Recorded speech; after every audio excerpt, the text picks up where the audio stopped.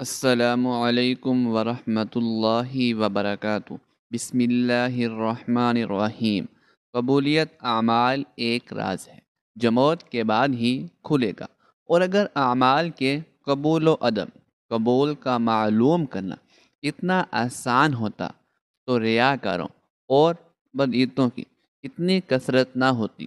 ہاں، البتہ شریعت نے قبولیت اعمال کا معیار اور کسوٹی بنا دی ہے کہ عمل کرنے والا صحیح العقیدہ ہو، عمل عین سنت کے مطابق ہو اور خلوص پر مبنی ہو، اور اپنے نیک اعمال کو برباد کرنے والے گناہوں سے بچتا ہو، تو اسے اللہ تعالیٰ سے قبولیت اور فضل کی امید رکھنی چاہیے۔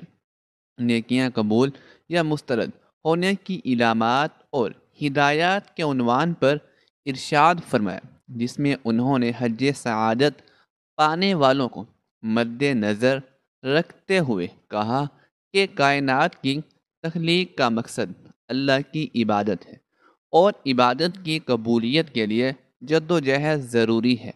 چنانچہ عدم ایمان کے باعث کافر اور منافق کوئی بھی عمل آخرت میں فائدہ نہیں دے گا، البتہ انہیں دنیا میں پورا بدلہ دے دیا جائے گا۔ عمل کی قبولیت کے لیے اخلاص اور اتباع سنت لازمی امور ہیں۔ اخلاص کا مطلب یہ ہے کہ نیکی کا مقصود اور مطلوب صرف رضائے الہی ہو، جس کے لیے نیت بنیادی کردار کی حامل ہے، کیونکہ نیت کی وجہ سے چھوٹا عمل بھی بڑا بن جاتا ہے۔ انہوں نے یہ بھی کہا کہ تقوی تسلسل کے ساتھ نیکی کے لیے دلی رغبت، نیکی پر ثابت قدمی اور انسانی اعضاء کا صحیح سلامت رہنا نیکی قبول ہونے کی علامات میں سے ہے۔ اگر انسان کو بدیت کی حقیقی معرفت مل جائے تو اسے ساری زندگی کی عبادات بھی پیچھے نظر آئیں۔ اس لیے تو عظیم ترین عبادات کے بعد بھی استغفار سنت نبوی ہے، اور مومن کبھی بھی اپنی نیکی پر گھمنڈ نہیں کرتا، بلکہ اللہ سے قبولیت کا امیدوار رہتا ہے۔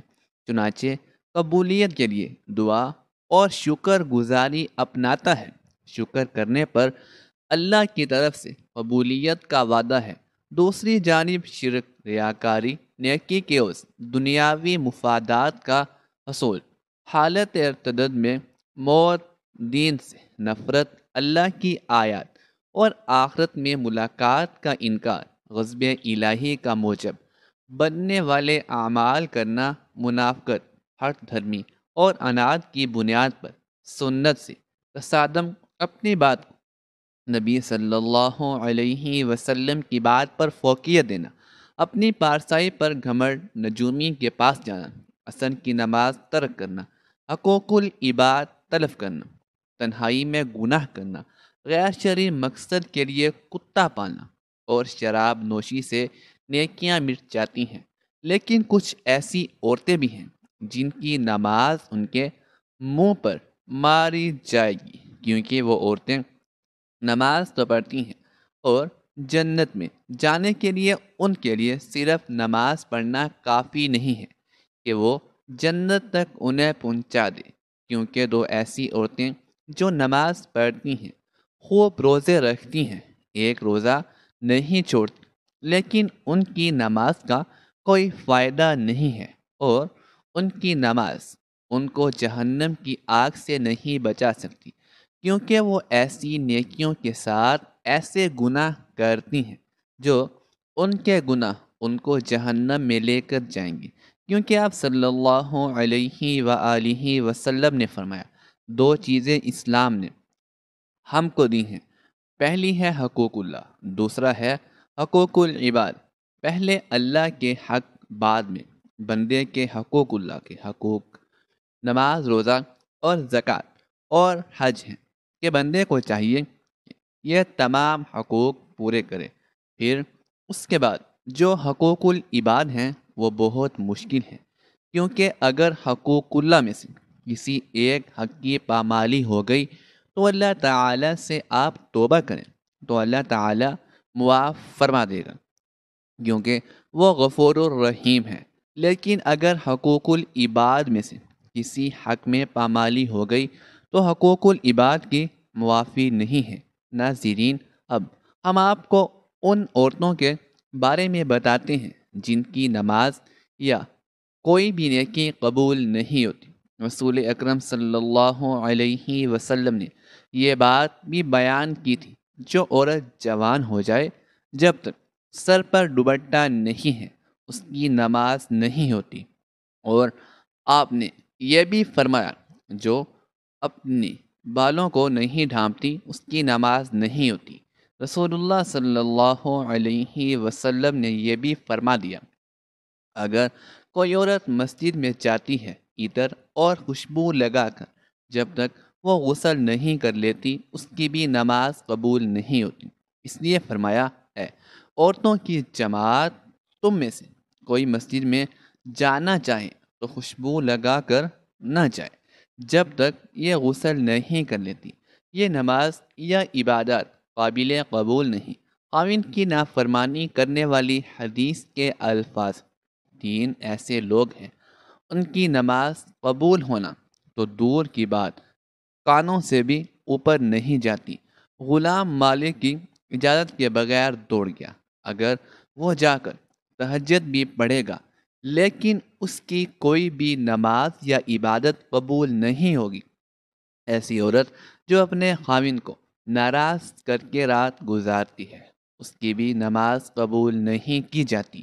اور ایسا انسان جو لوگوں کو نماز تو پڑھاتا ہے لیکن لوگ اس کی امامت پر خوش نہیں ہیں، پسند نہیں کرتے، شرط یہ ہے کہ کوئی شرعی سبب ہو، ویسے مزاج کی بات نہ ہو۔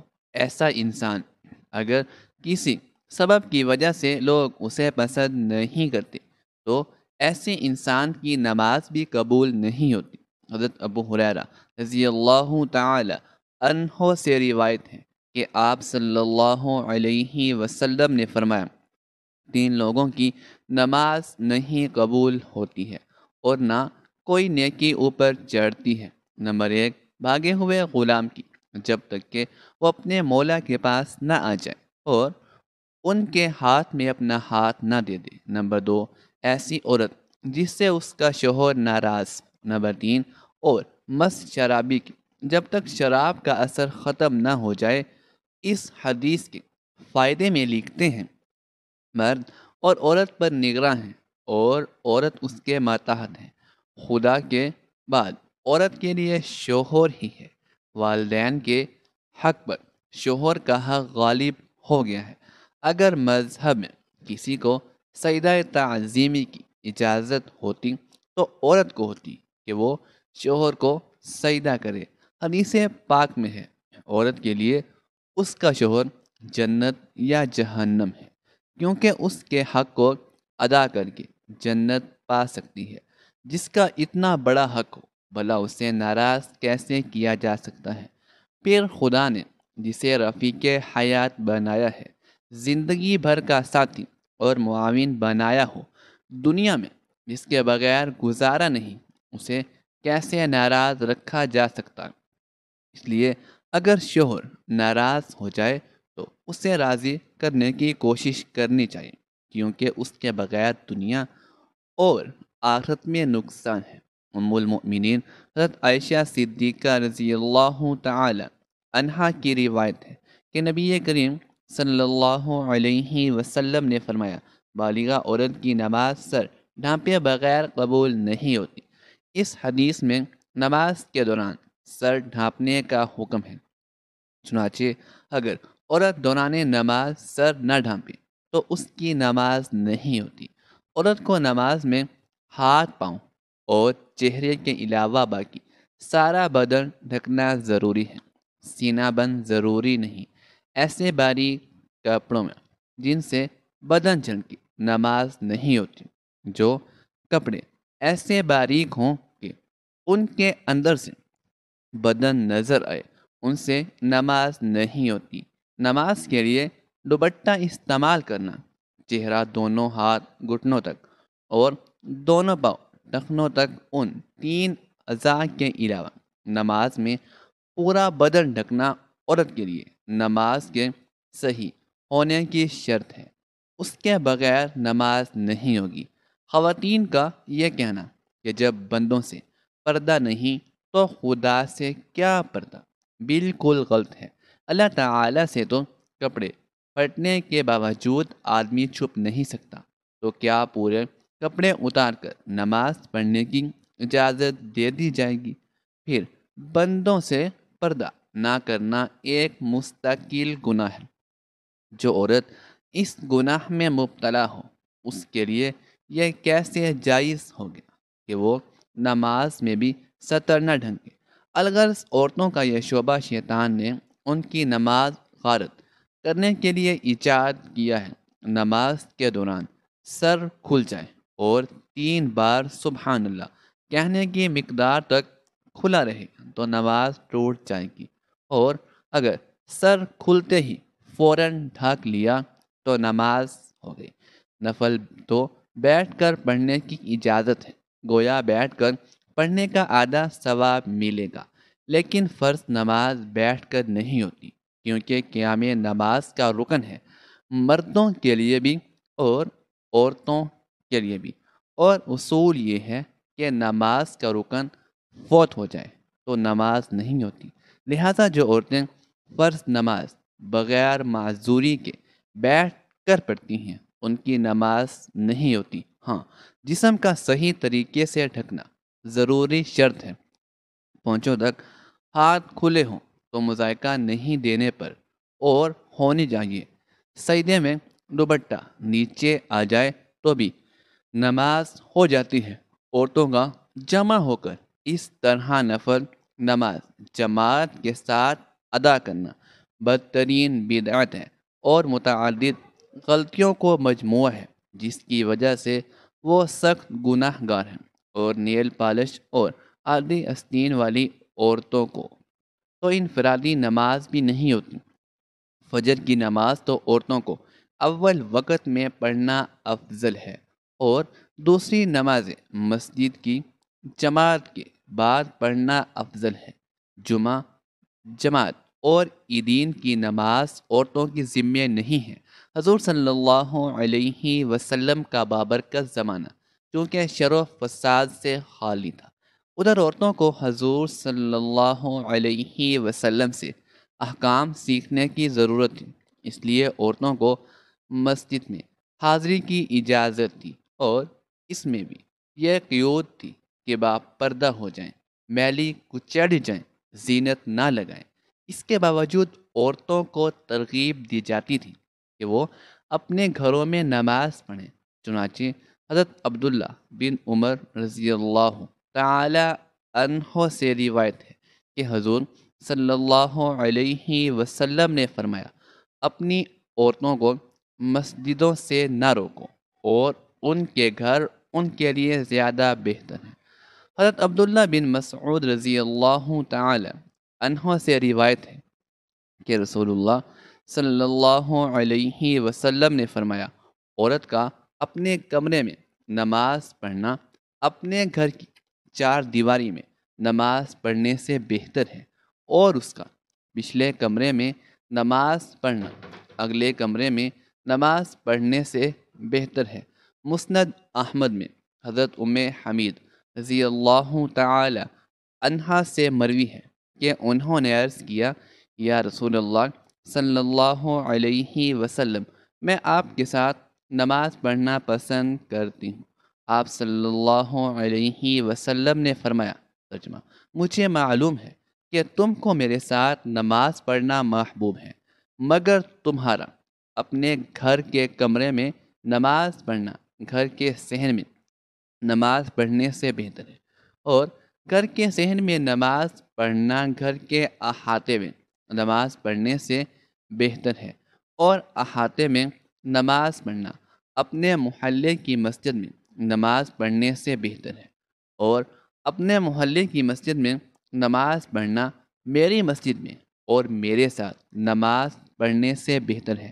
راوی کہتے ہیں کہ حضرت ام حمید رضی اللہ تعالی عنہا نے یہ ارشاد سن کر اپنے گھر کے لوگوں کو حکم دیا کہ گھر کے سب سے دور اور تاریک ترین کونے میں ان کے لیے نماز کی جگہ بنا دی جائے۔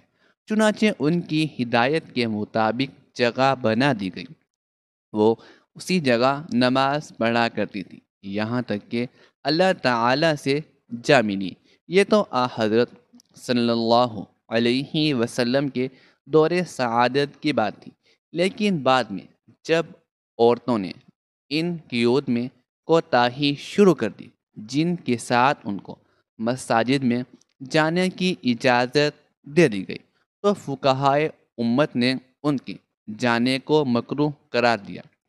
ام المؤمنین حضرت عائشہ صدیقہ رضی اللہ تعالی عنہا کا ارشاد ہے، جو عورتیں نئی روش اختیار کر لیں اور اگر رسول اللہ صلی اللہ علیہ وسلم اس کو دیکھ لیتے تو عورتوں کو مسجد سے روک دیتے، جس طرح بنی اسرائیل کی عورتوں کو روک دیا گیا تھا۔ ام المؤمنین حضرت عائشہ صدیقہ رضی اللہ تعالی عنہا کا یہ ارشاد ان کے زمانے کی عورتوں کے بارے میں ہے۔ اسی سے اندازہ کیا جا سکتا ہے کہ ہمارے زمانے میں عورتوں کا کیا حال ہوگا۔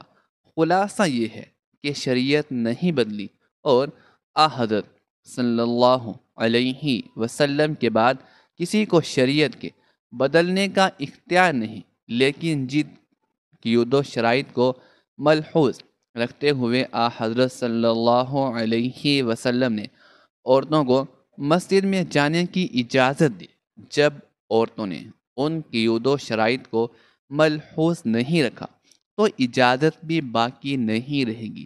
اس بنا پر فقہائے امت نے جو در حقیقت حکمائے امت ہیں، عورتوں کی مسجد میں حاضری کو مکروہ قرار دیا۔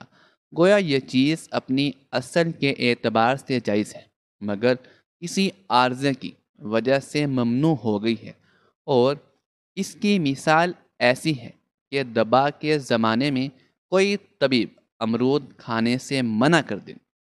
اب اس کے یہ معنی نہیں کہ اس نے شریعت کے حلال و حرام کو تبدیل کر دیا، بلکہ یہ مطلب ہے کہ ایک چیز جو جائز و حلال ہے وہ ایک خاص موسم اور ماحول کے لحاظ سے مضر صحت ہے، اس لیے اس سے منع کیا جاتا ہے۔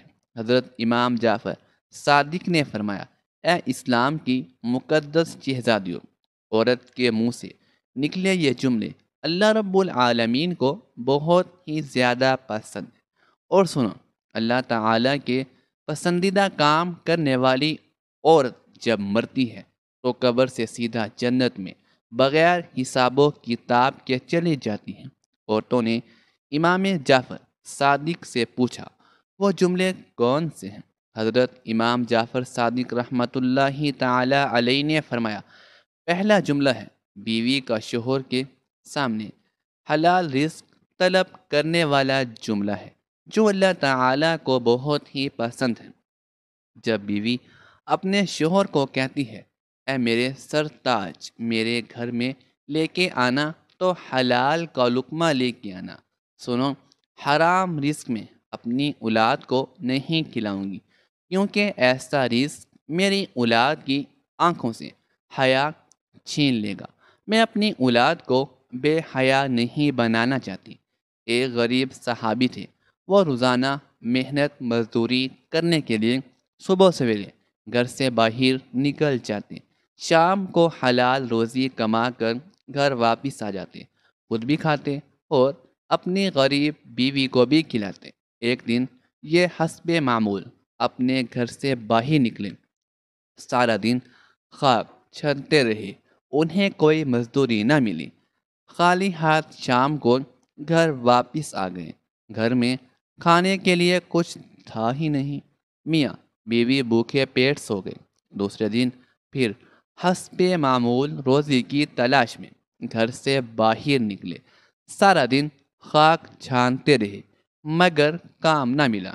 اسی وجہ سے شام کو پھر خالی ہاتھ واپس آنا پڑا۔ دوسری رات بھی دونوں بھوکے پیٹ ہی سو گئی۔ جب تیسرا دن آیا تو تیسرے دن بھی صحابیہ حسب معمول اپنے شوہر کو ڈھیروں دعاؤں اور نیک تمناؤں کے ساتھ دروازے تک رخصت کرنے آئی۔ شوہر جیسے ہی 4 قدم آگے بڑھا تو بیوی نے کہا رکیے، میری بات سن کر جائیے۔ شوہر رک گیا اور بولا کیا کہنا ہے؟ اس صحابیہ نے کہا کہ میرے سرتاج، اس سوچ کی بنیاد پر کہ میری بیوی 2 دن سے بھوکی ہے، کہیں ایسا نہ ہو کہ آج آپ کو مزدوری نہ ملے اور آپ حرام کا رزق لے کر میرے گھر میں آ جائیں۔ یاد رکھیے گا کہ میں مر جاؤں گی لیکن حرام رزق قبول نہیں کروں گی، نہ خود کھاؤں گی نہ اپنی اولاد کو کھلانے دوں گی۔ ایسی تھی اسلام کی مقدس شہزادیاں جن کی گود میں اسلام پلتا تھا۔ حضرت امام جعفر صادق رحمۃ اللہ تعالی علیہ فرماتے ہیں، بیوی جب شوہر سے حلال رزق طلب کر رہی ہوتی ہے تو اس وقت وہ اللہ تعالی کے بہت ہی قریب ہوتی ہے۔ یہی جملہ مرتے وقت اس عورت کی روح آسانی سے نکلوائے گا اور اسے قبر کی سختیوں سے محفوظ رکھے گا، اور اس کی قبر جنت کے باغوں میں سے ایک باغ بن جائے گی۔ فرمایا دوسرا کوئی ایسا جملہ جو عورت بول دے اور شوہر کی پریشانی کو خوشی میں چینج کر دے۔ شوہر پریشان تھا، غمگین اور افسردہ تھا۔ بیوی نے کوئی ایسا لفظ کہا، کوئی ایسا جملہ کہا جس نے غمگین شوہر کو خوش کر دیا، تو ایسا جملہ بھی اللہ تعالیٰ کو بہت پسند ہے۔ شوہر کی رضا اللہ کی رضا ہے۔ اگر آپ کو خوش رکھنا چاہتی ہو تو شوہر کو خوش رکھنا۔ حضرت امام جعفر صادق رحمۃ اللہ تعالی علیہ نے فرمایا تیسرا جملہ اتنا بڑا قیمتی، جس سر کے اندر دیکھنے کے لیے قیمتی آنکھیں، سننے کے لیے کان، بولنے کے لیے زبان، سوچنے اور سمجھنے کے لیے دماغ، اتنا قیمتی مٹیریل جس سر کے اندر ہے، تو بتاؤ تو صحیح وہ سر کتنا قیمتی ہوگا۔